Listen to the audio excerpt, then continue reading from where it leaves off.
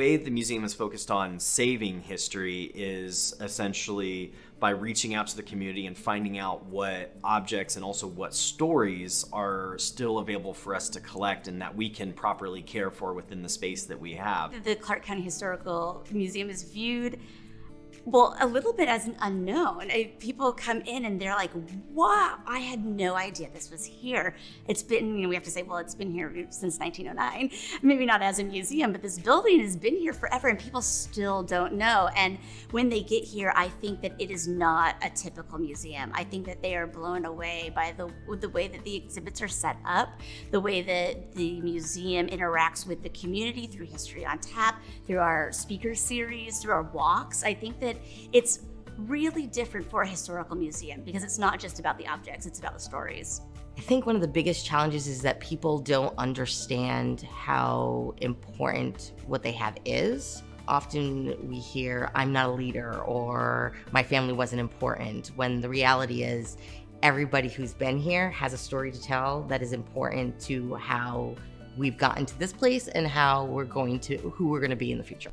You know, as we continue to move into the future as an institution, I think what we want to see, the institution grow into is to become a facilitator of the community story in a much broader sense, to understand and respect the fact that we're a museum and we have a building, but really break ourselves out into the community where we're working with different organizations, working with businesses, we're working with government entities to help them both save their story and understand the best ways to do that, and then also work with them to help communicate that and share the narratives that they have. And so we're really looking at beyond the walls of the museum while also respecting and honoring the fact that the building is an artifact in its own right and the objects we hold are very important and key to our mission.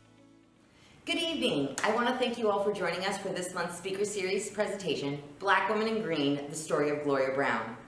I want to thank our series sponsors, the Historic Preservation Commission of Clark County and Wager Audio, for all their support. We really couldn't do this without them. Our mission here at Clark County Historical Museum is to gather, save, and share the stories and memories of Clark County. The Society has been performing this mission for over 100 years, and here at the museum, we've been showing and sharing Clark County's history for over 50. The core way we share Clark County stories is through programming, exhibits, and events like this one.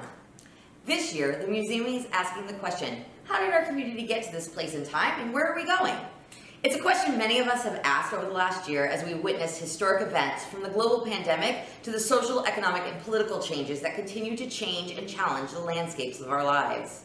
This question is central to this year's theme, Our Community, Past, Present, and Future, which has inspired our slate of speakers and topics for both the speaker series and History on Tap. We want to thank all of you who continue to join us for these digital programs and that continue to engage with us online. It is with your support and feedback that we are able to continue to produce and improve our programming. Before I introduce tonight's speaker, I want to let you know about some of the things happening here at the museum. First, to our members, we want to extend our eternal gratitude for your support in this last year. We are humbled by your faith in us. You continue to step up and show up to help us continue our mission. You're going to get tired of me saying this, but if you have not had a chance yet, please log on to our new member portal for access to digital content like past virtual tours, speaker series, and the digital archive of our annual Clark County history. It also allows you to register for events like the speaker series with your members discount. We can't thank our members enough for all that they do to support our mission, and this is just a small token of our gratitude. We are excited to announce that the museum will be reopening to the public April 15th. During that time, it will only be the galleries that are open. The research and Brodigan Library will continue to be by appointment only. Please watch our website and social media for more details as we get closer to the date. Unfortunately, with COVID still a concern in our community, we're unable to anticipate when we'll be able to return to full in-person events. As always, our goal is to ensure the safety of the public and our presenters. Our plan at this time is to keep the speaker series 100% digital through the rest of the year. We currently expect History on Tap to return to the Kiggin stage as a hybrid program starting in June. For now, History on Tap returns virtually Thursday, April 15th. We're excited to welcome WSU professor and author Dr. Peter Bogue to the program with Rethinking Gender in the Old West, Trans People in Historic Washington and the Region. This presentation will look into Dr. Bogue's work on trans and gender nonconforming people in the West and ties into the Washington State Historical Society's upcoming exhibit on the same topic. And don't forget, this year, your ticket is to our virtual History on Tap is also a voucher for one 32-ounce crowler from Barlow's Brewery to be picked up before the show. Have you ever wanted to know what really happens behind the scenes of the museum? Well, you're in luck. On May 12th, we'll be giving an exclusive one-time look into what happens at the museum in our first fundraiser of the year, a virtual night at the museum. This is your chance to see rare and odd items for our collection, how an exhibit is created, and a tour of our collection. Your ticket includes a treat courtesy of our midnight snack sponsor, Chandelier Bakery. Tickets for an at-home viewing or an exclusive screening at Kagan's Theater are available on our website now. In addition to our programs, we still have our physical exhibits. Her Story, which takes a look at the women's history in Clark County. History of Bruin, our music exhibit, Music, Movement, and Sound, which last year won an award, and Currents of Progress. In addition, we have our outdoor gallery, which features our exhibit, Clark County Stories, How We Came to This Place, which our speaker helped put together.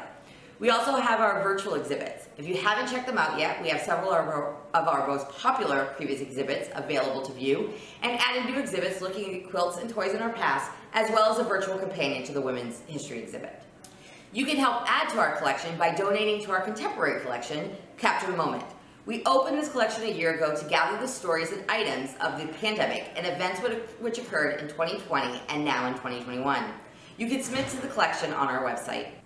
If you want to know more about what's going on at the museum, please sign up for our newsletter and follow us on social media. We're on Facebook, Instagram, and Twitter.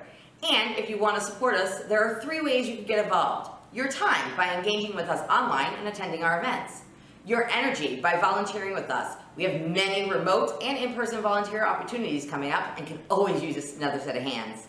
Or invest by becoming a member, sponsoring our programs and exhibits, or donating to us. Tonight's talk features Dr. Donna Sinclair, who will be discussing the topic of her latest book, Gloria Brown, whose journey from an agency transcriptionist with the U.S. Forest Service in D.C. to becoming the first African-American woman to attain the rank of forest supervisor for the agency is nothing short of inspiring. Dr. Sinclair is a historian and scholar specializing in oral history and the history of the Pacific Northwest. Sinclair holds a bachelor's degree from Washington State University, as well as a master's in history and Ph.D. in urban studies from Portland State University. She teaches as an adjunct at Washington State University Vancouver, served on Washougal's Planning Commission in 2017, and is on the Washougal School Board of Directors. We want to thank Donna for joining us tonight. We want to again thank our season sponsors, the Historic Preservation Commission and Wager Audio, for their support. We really can't thank any of you enough. If you have any questions during the show, be sure to post them in the chat. Dr. Sinclair will be joining us live to answer your questions after the presentation. And if you want to purchase a copy of Donna and Gloria's book, Black Women in Green, you can do so in the museum, online, for curbside pickup, or in person once we open. And now, Dr. Donna Sinclair. Hi everyone, thanks so much to the Clark County Historical Museum for inviting me here today. I'm really excited to share the story of Gloria Brown. I first met Gloria Brown through her voice in 2004 as I listened to a recorded interview by one of my students. Gloria was then in charge of the Siuslaw National Forest, and she was the first Black woman in the country to be at that level in the U.S. Forest Service. This is what the agency looked like well into the 1980s. Gloria went to work for the U.S. Forest Service in 1974 as a dictation transcriber in the National Office in Washington, D.C. When Gloria started her career with the Forest Service, 20% of the workforce was female, and very few women or African Americans were in professional positions. Today, fewer than 4% of agency employees are Black, half of them female. This white male hierarchical Forest Service is the one that I knew and had studied for many years before I met Gloria. The idea, as is listed here, of achieving and supporting an effective workforce that reflects the full range of diversity of the American people was not part of my understanding of the Forest Service prior to 2004. So what I did know came from studying the early history as I wrote about the relationship between the Forest Service and the communities of Stevenson and Carson in the late 19th and early 20th century. This project led me to partner with Rick McClure of the Forest Service and develop a capstone course at Portland State University to interview former Forest Service workers. The Voices from the Forest Oral History Project between 2000 and 2003 included former Forest Service workers from the 1920s to the 1960s whose work ranged from stringing telephone wires to working in the woods for the CCC to engineers who built thousands of roads through the woods to get the cutout. I was interested in women in the agency, and so I contacted Jerry Williams, who was then the Forest Service historian, and asked him about it. And what I learned was that there were Forest Service wives who were connected to the agency, who often worked for the agency without pay, and there were very few early women foresters, and some women who did fire watch during World War I and World War II.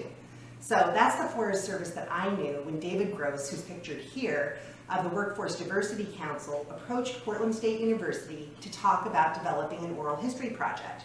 It started kind of randomly. We interviewed some folks who were in leadership, some folks who were in the field, and we interviewed women and people of color. I was immediately captured by the stories. The Hispanic man who lived in the San Fernando Valley in a family of 11 that picked cotton for a living. He recalled looking at the faraway mountains and wanting to go there. He was excited when he heard about the Youth Conservation Corps, a residential program in the nearby mountains where he could actually work in the mountains.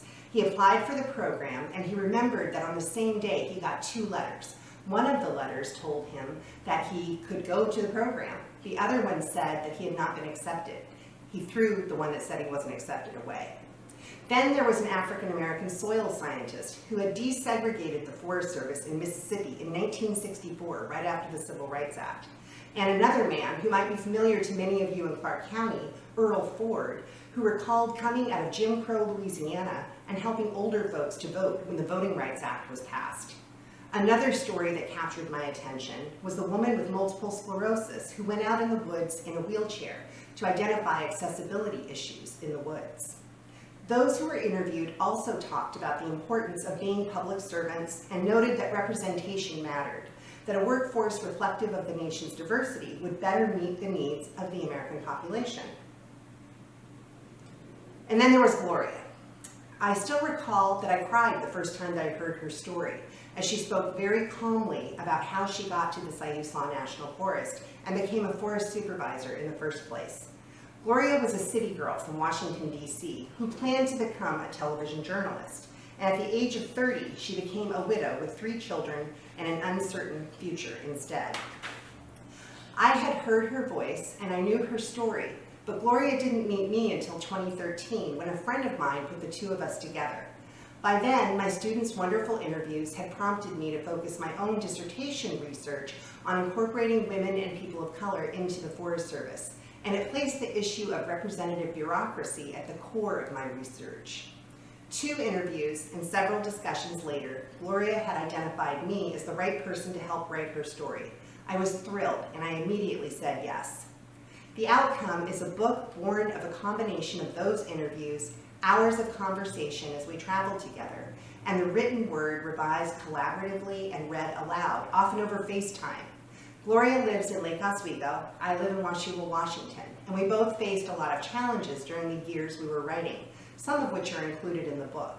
Today, I'm going to tell you a few stories and read a few excerpts in the hope that you will feel the richness of Gloria's story, and I look forward to questions and an online discussion at the end. Before I tell you more about Gloria's story, I want to provide just a little bit more background on women and people of color in the Forest Service. So this is kind of a fun image. It's a brochure from the WO, the Washington Office of the Forest Service. And that's where Gloria worked. And this is the sort of work that she did when she joined the Forest Service. As she once told me, it was a good white-collar job. She was a receptionist, she answered the phone, she arranged what they called show-me trips, just as is depicted here. Here's another brochure. The agency tried to recruit more women into the 1960s, but occupational options remained limited. In 1963, the Equal Pay Act passed, but women remained in low-paid jobs. In 1964, with passage of the Civil Rights Act, Title VI actually barred discrimination under any federally assisted activity And Title VII, which I'm sure you all know is very important, barred employment discrimination based on race, color, religion, sex, or national origin. But that still didn't make very much difference in the Forest Service. Here's another brochure that I found at the Forest History Society. Note that in 1966, only 14 women worked in the professional series, most of them in the research branch of the agency. But in 1967, the Civil Service Commission was charged with enforcing an executive order that prohibited employment discrimination on the basis of sex and placed women under the Federal Equal Employment Opportunity Commission program for the first time. The impacts to the Forest Service, again, were minimal, but more women started to come into the workplace. And these women generally did not hold leadership positions, and the number of them remained pretty limited into the 1970s. Still, the agency started recruiting for a professional female workforce, as indicated by the images that you see here. Take a look at this and just note that women have short hair and they're wearing blocky ranger jackets. But this brochure also included a professional black woman in a hard hat, and women were wearing skirts. But they're in natural resource positions. Finally, here in the 1970s, we begin to see some change on a wider scale. And this really started with the 1972 Equal Employment Opportunity Act that amended Title VII, and what it did was to provide enforcement authority to the Civil Rights Act for the first time. So here it is, it's 8 years later, and finally there's some enforcement. At long last, federal agencies and large private organizations had to hire women in non-traditional careers, as foresters, for example, or as you can see in the brochure, women who were going out in the woods in hard hats. This was important to women for a lot of reasons, especially because of the benefits associated with working for the federal government. By the early 1970s, the Forest Service also offered training opportunities so that employees could move up in the agency. In fact, as the brochure noted, many women started their careers as clerk typists or secretaries, and through agency training or self-development, they progressed to more responsible specialized positions, in quotes. In most ways, the advancement promises of the Women in the Forest Service brochure portended an era to come rather than reality, because the occupational inequalities persisted well into the 20th century. Getting women to work for the Forest Service proved far less difficult than placing them into positions that provided lucrative pay, much less any degree of power. It would take a series of increasingly stringent mandates aimed at increasing the presence and the status of women to effect a significant degree of change. In 1976, the Forest Service also established a civil rights policy. By then, Gloria had been with them for 2 years. So here we have a chart that shows you the numbers of women and minorities in the Forest Service. So you can take a look at this really quickly and see that there are very few minority professionals or women professionals in the agency. By 1980, women were 28% of the Forest Service workforce, and minorities were at 9.7%. Here we are with Gloria upon her graduation with a journalism degree from the University of Maryland. This wasn't long after her husband was killed by a drunk driver as they left the college campus on a rainy night. At the time, she was a GS3 receptionist in the Forest Service, and she lost not only her husband, but also his income. She had to pull her 3 children out of private Catholic school and move to an apartment in Maryland in an undesirable part of town. That was her main motivation for deciding that she had to move up in the agency.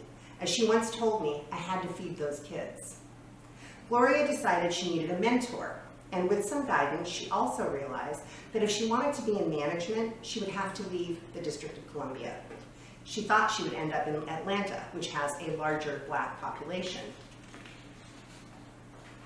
Here she is in the Pacific Northwest, and she explains in the book how things work. So I'm going to read that little section to you. I needed to understand how a region works in the field. So Tom and John, those are her mentors, facilitated a 2-week detail to the information office in Region 6 in Oregon on the other side of the country. This was my first plane ride ever, and it exposed me to an entirely new world. As the plane circled to land at the Portland International Airport, I was struck by the brilliant white-topped peaks of Mount Hood. I had seen the Smoky Mountains, but never anything like this. I also quickly realized that Oregon's population was as white as the mountain's peaks.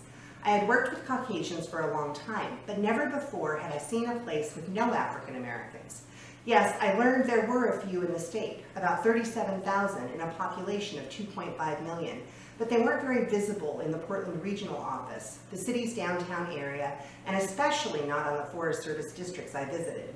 The most diversity I saw in Portland was in the Personnel Office, the Mailroom, and the Civil Rights Office. When I visited the Willamette National Forest, I saw no people of color. There were women, but at the forest and district levels, no one looked like me. Gloria would have a lot more field experiences and ultimately got a transfer as a public affairs officer in the regional office in Missoula, Montana, a state with fewer than 1% Black population. Gloria learned a lot in these years. I'm going to read another little section to you that just gives you a sense of how things were for her and what she learned. She says, "I found myself surrounded by people who had worked half their lives in the woods, who shared stories about hunting and fishing, activities I had never done. The talk around the fire educated me. I had all the questions. Where did these huckleberries come from? Do we have to worry about bears or mountain lions? What about snakes? I found out there were black bears, but no dangerous snakes. I also learned to identify scat. I had never seen a cow patty, much less grizzly poop. The former is round, crusted over, and flat. The latter resembles dog poop, but bigger. I learned that huckleberries grow abundantly among the redwoods and Douglas fir. Native people had been picking the berries each summer for thousands of years.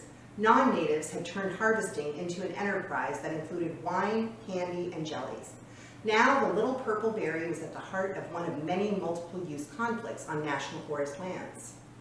I had never ridden a horse before, had never even touched a pony, yet here I was learning to mount, ride, and steer a live animal. At first, I was too excited to be afraid. As we clomped down narrow trails over canyons, our guide told me not to worry.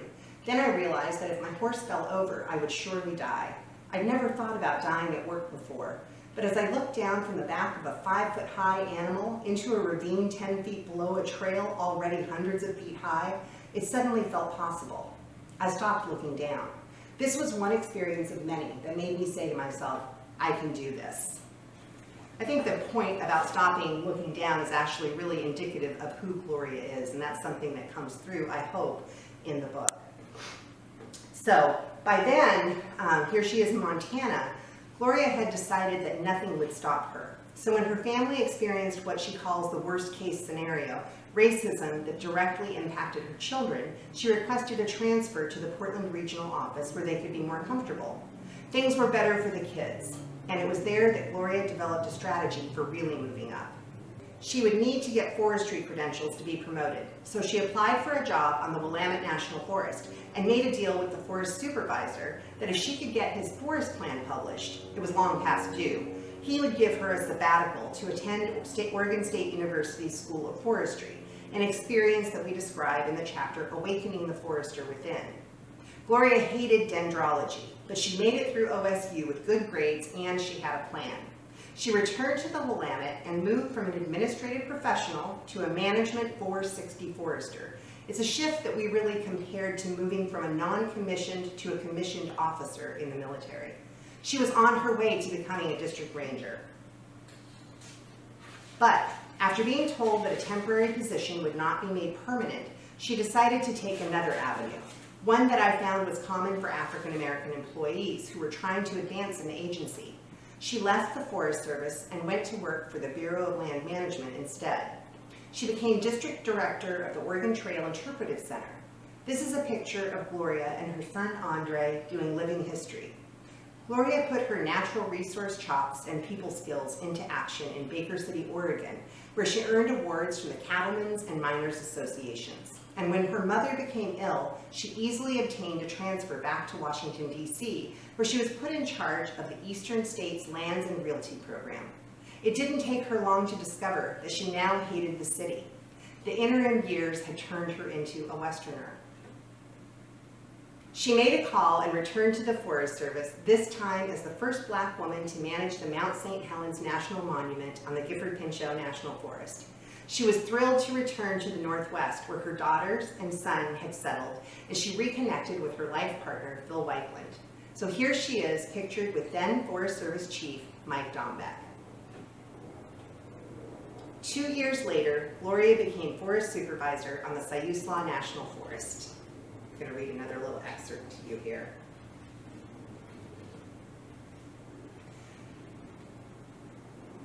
I was heading back to Corvallis, only this time I had truly arrived. I was the first female African-American forest supervisor in the nation. I was proud of my tenure at Mount St. Helens, and this new appointment felt like the reward for a job well done.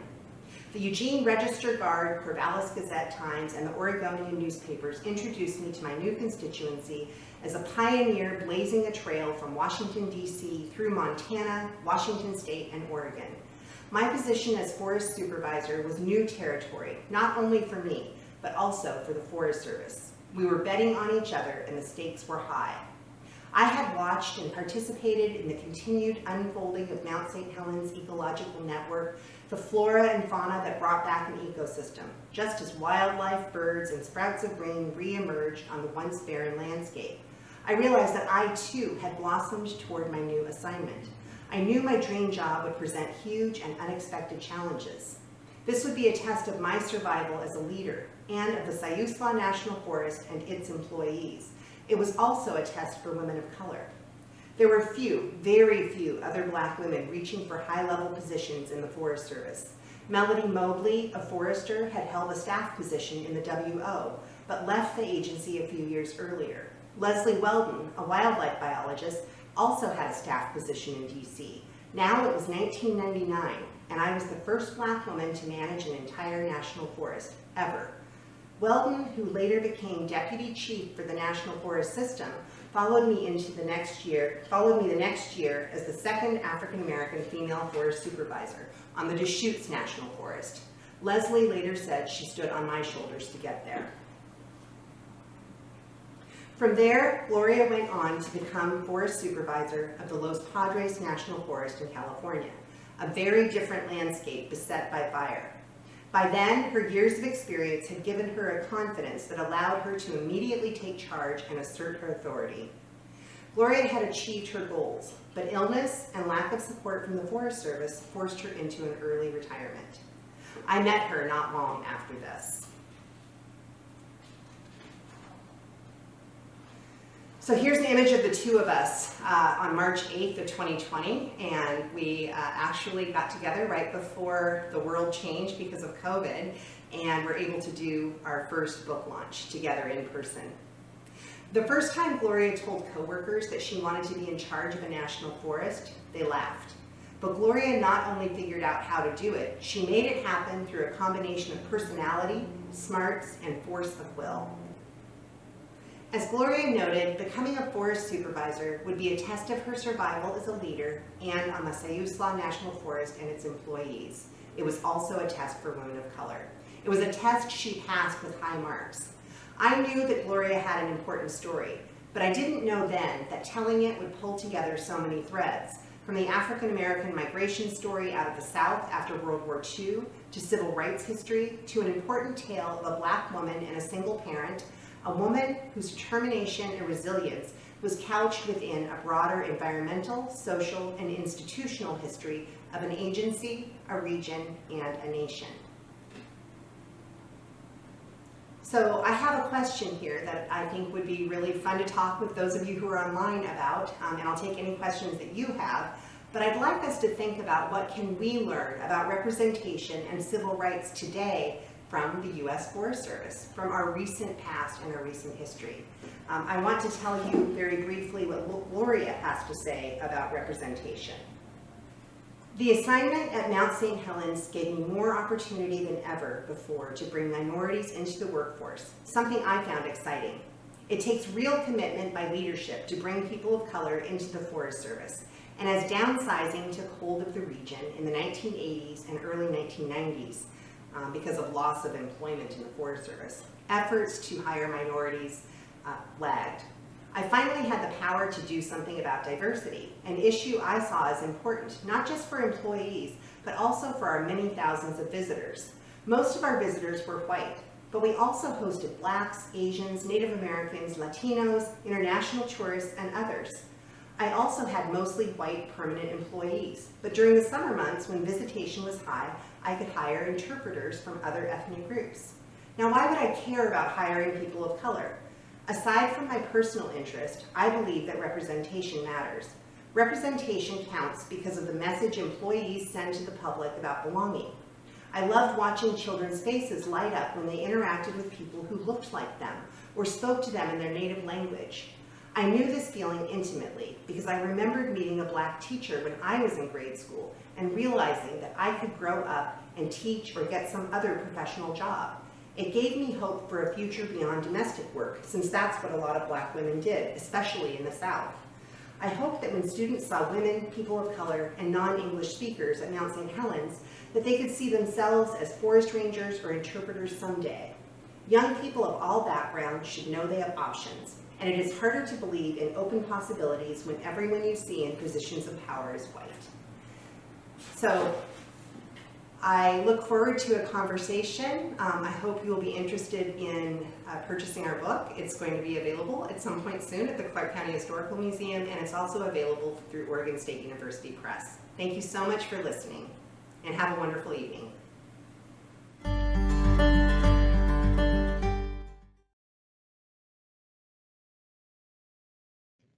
Hello, everyone, and thank you for joining us tonight for our speaker series with Dr. Donna Sinclair. And Donna, thank you so much for joining us this evening for a live Q&A.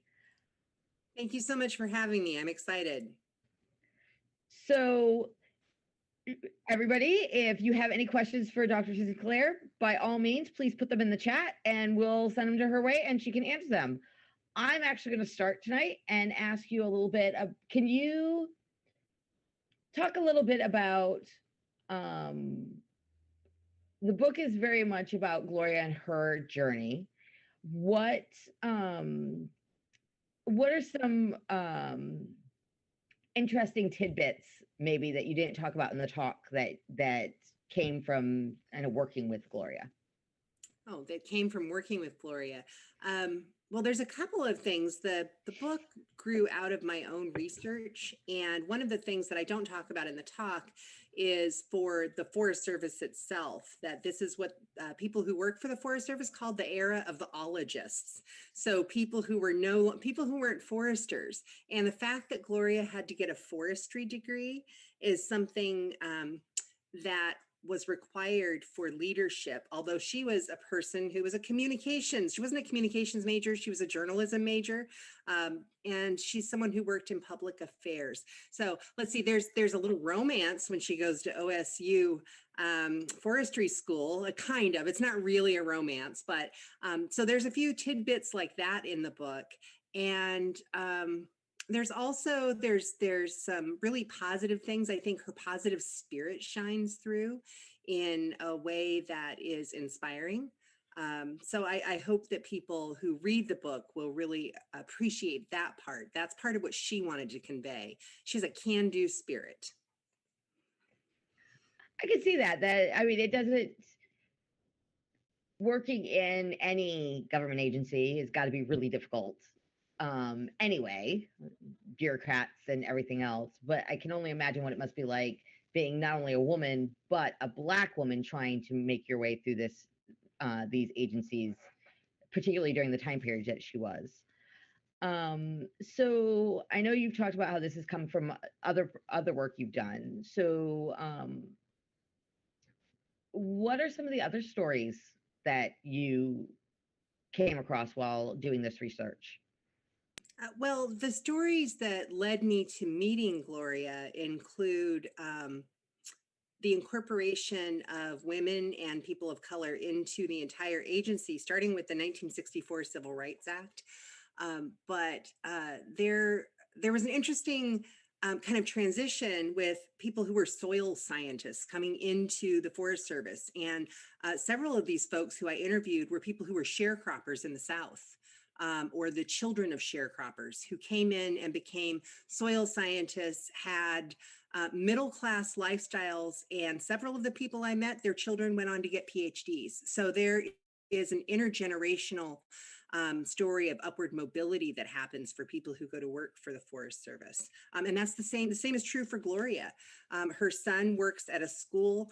Her daughter worked for the Forest Service, although there's also tragedy in the book. Gloria's daughter had a heart transplant, and that's not something I talk about in the talk, but while we were writing the book, she had a second heart transplant. So while she worked for the Forest Service for a while, she wasn't able to continue. As far as being difficult, it was difficult in the 1980s for a Black woman. It was difficult in the 90s, and it remains difficult, particularly if you are an African-American person who goes out into teeny tiny communities and you're the only Black person around. That's not easy. Well, that ties really well into one of the questions that Corley has asked. She's wondering, has the level of representation in the Forest Service improved? That's part of my research. The answer is no, it's actually decreased. And that has to do with a couple of things. One is downsizing that started happening in the 1990s. So with the decline in the timber industry and fewer sales with the Forest Service, Region 6 here in the Northwest at one point had 10,000 Forest Service employees. It now has fewer than 5,000. And so last hired, first fired is a really simple way to describe what's happened to some degree, but also there was a really pretty amazing concerted effort in the Forest Service, this government agency, during a period that I call the TMO period, toward a multicultural organization, where there was a concerted effort with training and hiring and incorporating people of color into the agency. And it's at that point you see the numbers go up. They have never gone beyond what they were at in 1994. And now they're lower. So it's that's part of the reason that this story is so important. It's not just a story of a woman who is able to make it in a federal agency. It's a story of an agency that knows how to diversify its workforce and needs to be reminded. That's part of my job. And I'm actually, I'll tell you, I did a talk for the Forest History Society not too long ago, and have recently been contacted by the Forest Service working with a youth program to provide what they called the true history of the Forest Service, so that we can actually talk about these issues. And that's one of the outcomes of this year that has been both difficult to bear and positive. And that is that we are talking about issues that people like, I've been researching this stuff for a long time, but a lot of people were unaware of. So with awareness comes responsibility. I'll stop there. Definitely. No, we see that across many different agencies on different levels of the government, where there's this reminder that you did it, you could do it again.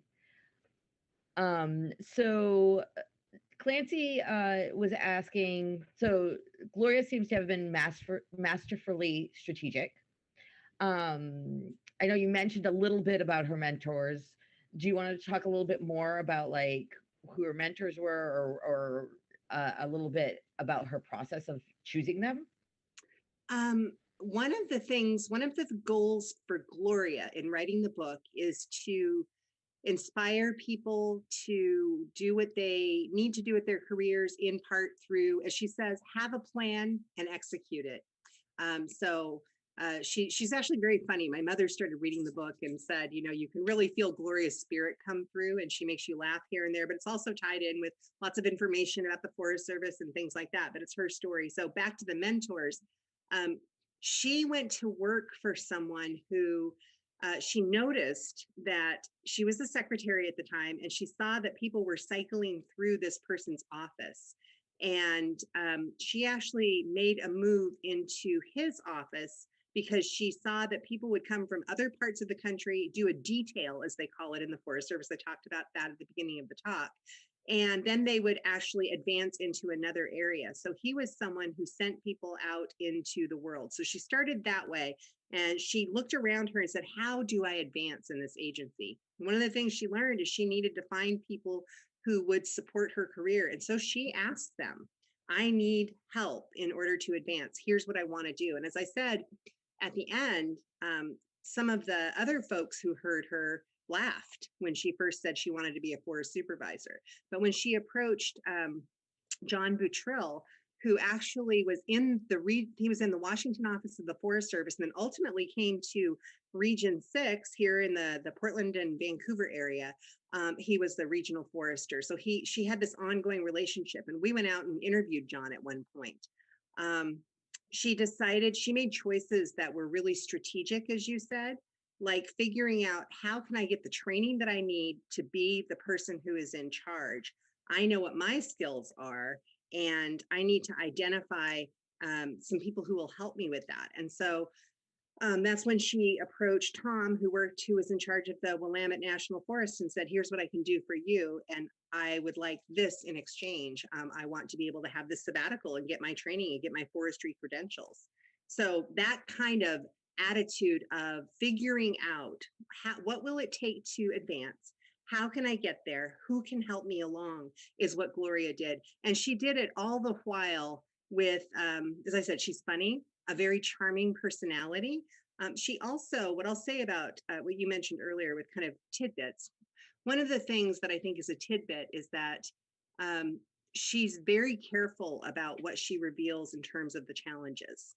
So I sometimes had to really pull those things out of her. So this is a book that's about overcoming adversity and positivity, and the realities of being a Black woman in an overwhelmingly white world come through because of her experience, but not because she openly talks about it very often. It happens, but it doesn't happen that often in the book.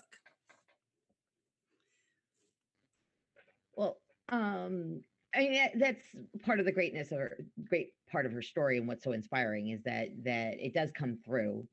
And just a reminder to the people who are watching, Donna and Gloria's book is available in the museum at the museum store. So by all means, I highly recommend grabbing a copy and getting a read if you haven't yet. So I've got another question from Martin, and he says, it sounds like the acceptance of women and women of color in the Forest Service parallels that of science and engineering. Would you think that's a fair assessment? That's a really interesting parallel. The distinction between a federal agency and private enterprise is important there. And there were some female scientists in the Forest Service back even in the 1930s and 1940s, but those women were primarily in education. So when you say parallel science and engineering, I would say that the federal workforce, because of the representative bureaucracy mandate for workforce diversification, in some ways is ahead of some of the private enterprise. I mean, science and engineering it's tough. I know it's really hard. I have young women students because I teach at a university who go into engineering, and they're often the only woman in the classroom. So the Forest Service is actually at about 48% female at this point. Now, women of color is a different story. At this point, the Forest Service is 21% people of color. And that's a bit of an increase. And most of that increase is in the Hispanic Latino population. As I said, there are fewer African Americans than there were earlier. So some of that has to do with demographic issues, but it also has to do with funding streams. So that's kind of a rambling response to there are connections, but I wouldn't say there are parallels in exactly that way, because they're different fields. Now, STEM could feed into the Forest Service workforce, and that has been the case, definitely. That's great. So it looks like we don't have any more questions. Okay. So I want to thank you again, Donna, for joining us. And I appreciate it. It's been fascinating learning about Gloria, and it's been fascinating talking to you about her life and the trajectory that got you to beating her. For anyone who is on, who is looking for, or who heard me last month talk about the fact that we were going to have the Vancouver Farmers Market, we had to do a little bit of a swap around. So Donna came early, and Vancouver Farmers Market will be later in the year. So they are still coming. But I am so glad that Donna was flexible and was able to join us for this month, because this is actually a perfect time to talk about this. We just came out of Women's History Month, and here we are coming into the spring, and you're all going to be hopefully heading outside and enjoying some of the beautiful weather and some of our beautiful forested areas. So please, when you're out there, think about kind of where we're at and where the history's at. And again, thank you, Donna, for joining us, and thank you everybody for joining us, and have a good evening. Thanks so much for inviting me, April, and I really appreciate this. I would like to say one other thing, and that is that I hope the people who have watched this will share Gloria's story. Gloria is, as I said at the end of my talk, illness forced her out of the Forest Service, and she is not going to be with us much longer. And in fact, I'm going to see her tomorrow. So I'm happy to tell her that I've shared the story with a few more people, and the more people who talk about her, the bigger her impact is. And she's made quite an impact in this world and in this life. So thank you for letting me share that.